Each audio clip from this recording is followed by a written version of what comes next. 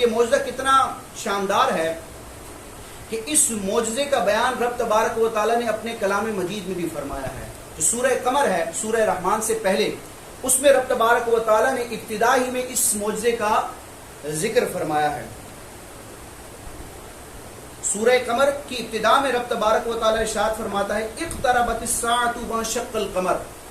لیکن نبی کریم علیہ السلام کا آخری نبی کا مبعوث ہونا یہ بھی قیامت کی نشانیوں میں سے ایک نشانی ہے، اور چاند کا 2 ٹکڑے ہونا یہ بھی قیامت کی، قرب قیامت کی کیا ہے؟ نشانیوں میں سے ایک نشانی ہے. اور قیامت کی بہت سی نشانیاں ہیں، کچھ تو رونما ہو چکی، کچھ ہو رہی ہیں، اور کچھ آئندہ زمانے میں ہوں گی. تو علماء نے بیان کیا کہ یہ چاند کے 2 ٹکڑے ہونا جو آپ علیہ السلام نے بطور معجزہ ظاہر کر کے دکھایا، یہ قیامت کی کیا ہے؟ نشانی ہے. آپ کہیں گے نبی پاک علیہ السلام نے جب یہ معجزہ ظاہر فرمایا تھا تو وہ تو کئی صدیاں ہو چکی ہیں، آج 14ویں صدی ہے، یعنی تقریباً 1400 سال ہو گئے اس معجزے کو. تو پھر یہ 14 صدیاں گزرنے کے بعد آپ کہہ رہے ہیں کہ یہ قرب قیامت کی نشانی ہے.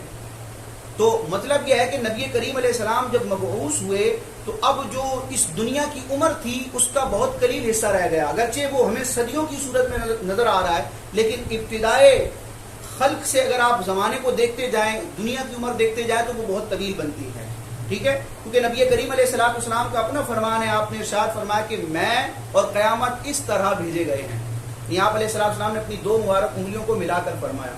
تو پیارے آقا علیہ السلام نے جو معجزہ ظاہر فرمایا یہ در حقیقت معجزہ بھی ہے اور قرب قیامت کی ایک نشانی بھی ہے. رب تبارک و تعالیٰ اس کا بیان فرماتا ہے سورہ قمر میں اقتربت الساعۃ وانشق القمر. امام اہل سنت ترجمہ فرماتے ہیں کہ پاس آئی قیامت، یعنی قریب آ گئی قیامت، اور شک ہو گیا چاند. وَإِن يَرَوْا آیَةً يُعْرِضُوا. اب یہ ان کفار مکہ نے جو مطالبہ کیا تھا کہ ہمیں چاند کے 2 ٹکڑے کر کے دکھائیں، جب آپ علیہ السلام نے یہ معجزہ ظاہر فرما دیا تو چونکہ بدبختی ان کے مقدر میں تھی تو انہوں نے کہا معاذ اللہ یہ تو جادو ہے، اور پھر طرح طرح کے ہیلے بہانے کیے.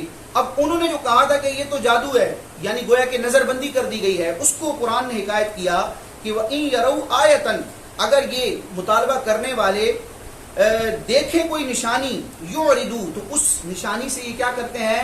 منہ پھیرتے ہیں. وَيَقُولُوا، اور کہتے ہیں کہ سحر مستمر، یہ تو جادو ہے چلا آتا.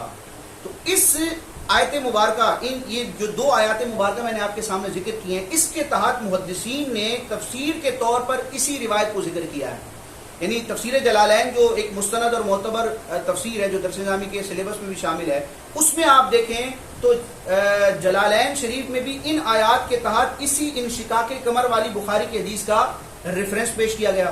اسی طرح جو امام نصفی رحمۃ اللہ تعالی علیہ ہیں، انہوں نے تفسیر مدارک میں جب اس آیت مبارکہ کی تفسیر کی کہ وانشق القمر کا مطلب کیا ہے تو اس واقعے کو ذکر کیا. اسی طرح امام بغوی رحمۃ اللہ تعالی علیہ نے تفسیر بغوی، جس کو تفسیر معالم التنزیل کہا جاتا ہے، اس میں بھی اس آیت مبارکہ کے تناظر میں اس کی تفسیر کے تحت اس واقعے کو ذکر کیا ہے. اور دیگر بھی میں آپ کے سامنے حوالہ جات پیش کرتا ہوں.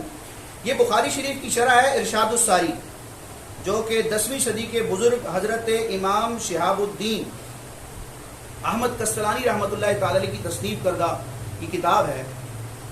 اس باب کے تحت یہ 3 احادیث کی تشریح کرنے کے بعد آپ رحمۃ اللہ تعالی نے اس معجزہ شق القمر کی عظمت کو بیان کیا کہ یہ کتنا عظیم معجزہ تھا. امام احمد قسطلانی رحمۃ اللہ تعالی ارشاد الساری میں بیان کرتے ہیں 3 روایات کی تشریح کرنے کے بعد کہ انشقاق القمر من امہات المعجزات.